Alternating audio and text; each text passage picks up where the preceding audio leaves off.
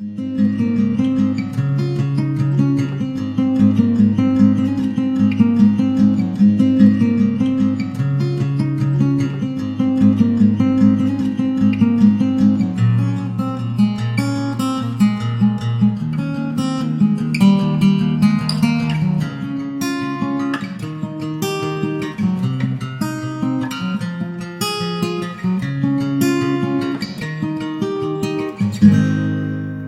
we're going to run down the workshop build here.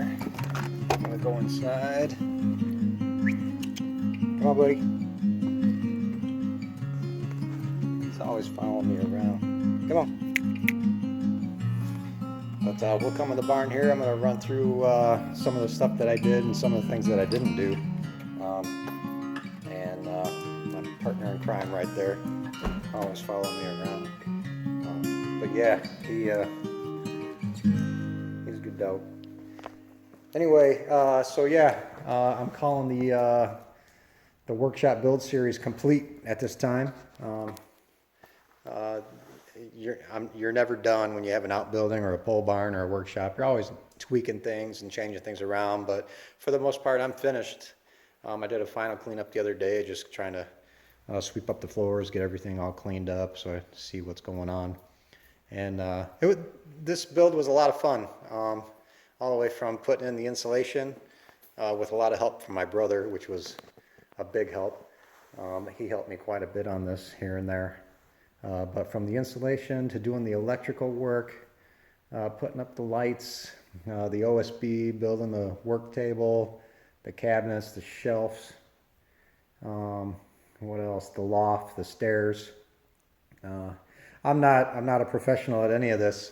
I just kind of go at it, and a lot of times I do it 2 or 3 times before it comes out right. But that's okay. You always learn from messing up, so I don't mind that at all.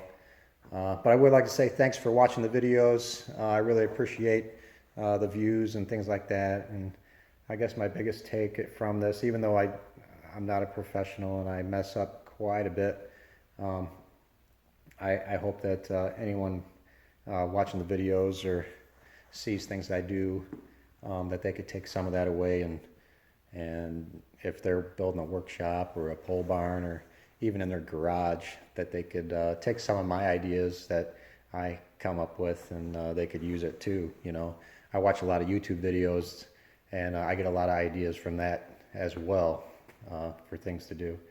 But so we're going to do a quick run through on things that I did that I'm glad I did, and there's a couple things that I did not do that I wish I did do. I don't know if you remember, we did all the shelving and the workbench area. That all turned out really good. I got a lot of shelving over here that I put in. That turned out really nice. I wish I had a little bit more shelving. I still have plenty of wood to do that. But the loft turned out really good. I ended up putting some shelves up there too, just so I didn't have to pile everything up on the loft floor. So I put some shelves up there. I did some pallet racking, not really pallet racking, but a form of racking you can see right here, just for putting 2x4s, PVC pipe and stuff like that. I plan on building one more underneath that on the bottom, so I'll have 1, 2, 3 more down here that I could put extra wood and things like that. What else? The heater, I'm so glad I put that in. Otherwise, a lot of this wouldn't get done. That's an 80,000 BTU Mr. Heater. I think it's called the Big Max Mr. Heater. And that's an 80,000 BTU, good for 1,500 square feet, I believe. And this is a 1,200 square foot building, and it warms it up really nice after about 20 minutes. So that, I don't know if you remember from the other videos, I plumbed in for gas to put in which is right here.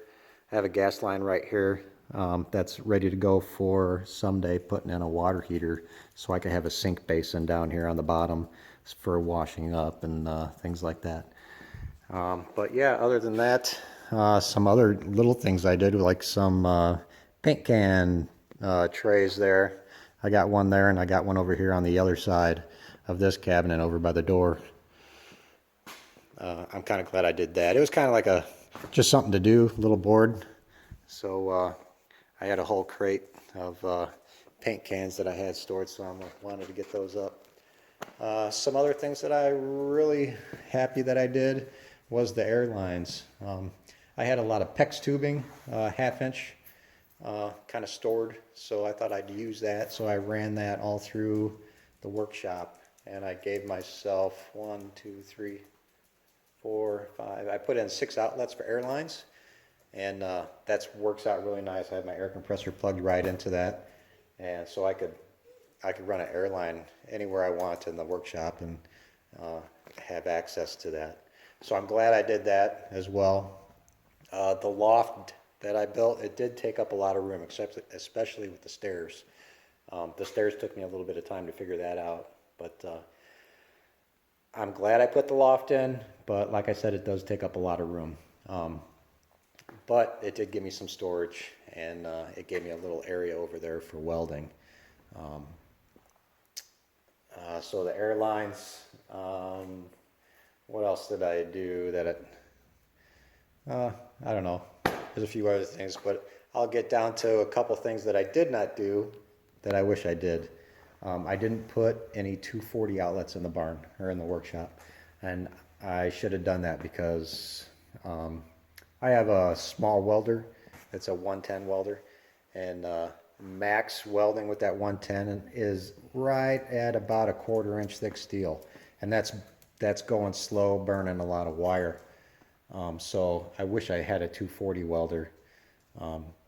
Someday I might do that, and someday I might put some 240 outlets in there, but that's something I didn't do. And that's something you should think about if you are doing a workshop or in your garage or something. That a lot of things, if you're into woodworking or doing steel work, a lot of those things are 240. When you get into wanting to do bigger things or purchasing bigger machines. So that's something I didn't do. I didn't put in 240, and I wish I did do that. But that's something I can do at a later date. The other thing that I did not do was put drains in the workshop. I wanted to put one over on the far end, just a circle drain, and then in front of the front garage door. I wish I put in a channel grate drain, and I didn't do that. I thought about it when I had the concrete done, and it just kind of got away from me, and I'm like, you know what, I'm not sure I was going to need it, but now that the concrete's done and everything, I wish I had the drains in the floor. I know a lot of municipalities or counties, they don't allow you to do that because of oil or gas that might get in there and run off into the drainage system. But if you could do it or get away with it and your county or municipality allows it, it's a definite thing to do. I wish I did that. So the 240 outlets I didn't do, the drainage I didn't do, and also when I had the concrete done, I never did seal the concrete. I kind of just came in here and started working right away, and which is fine. I got a lot done, but I should have right off the bat sealed or epoxied the concrete. So that's something I'm gonna have to do later on. Hopefully this summer I could do that. I would love to epoxy it depending on how much that's gonna cost. If it's too much, because it's 1,200 square foot as far as the square footage on the floor. But as far as cost for epoxy, if it's too much, I might just go ahead and do a concrete sealer on there. But that's something I should have done right away when the concrete was done and I didn't have all this stuff built, like the workbench or the loft or anything like that. Because if I do an epoxy, I'm going to have to tape everything off and get everything out of here when I should have done that right away. So there's 3 things right there that I didn't do that I wish I did. And hopefully it's something, if you are watching the video and you're about to do this or you're in the process of doing it, those 3 things are something that should think about, and especially the concrete, that should be done right away. That way if you spill gas or anything or oil on the floor, you're able to wipe it off. Otherwise, if you don't have a sealer or epoxy on the floor, it's just going to stain your concrete. So that's definitely something to do right away. But overall, as far as the workshop build goes, I'm very pleased with how it turned out. It turned out really nice. I still have a lot of things to do, but as far as right now, I could come in here and work now and get some things done. So I'm very happy with it. So that's pretty much about it. I just wanted to give you a run through on the workshop build series and the workshop build itself. That I'm calling it finished for now. I did a few changes here and there without videotape or without video in it, and it's a lot of work to do. Anyone that uploads videos, they know too that it's a lot of work when you get in to start working, and you're going to videotape it and edit it and put it on YouTube or whatever. That it's a lot of work. It takes a lot of time to do that. And sometimes it's just easier just to start working and then kind of show the end result of it. But I really like to say thank you, appreciate it for watching the videos, for liking the videos, and hopefully they're, if anyone shared them, and if anyone comes to start watching the videos, hopefully you could take something away from what I did. And that's about it. That's the end of this one. I got some other videos coming up. Probably this summer sometime. I got a big bridge to build in the back. I have a big creek to access the back part of our property. We need a bridge. So that'll be another video. And also, I am going to seal or epoxy this concrete floor this year. So maybe I'll get that on video and upload that for you. But for now, we're going to call it good. And thanks again. Thanks for watching. Really appreciate it. Like it and subscribe it.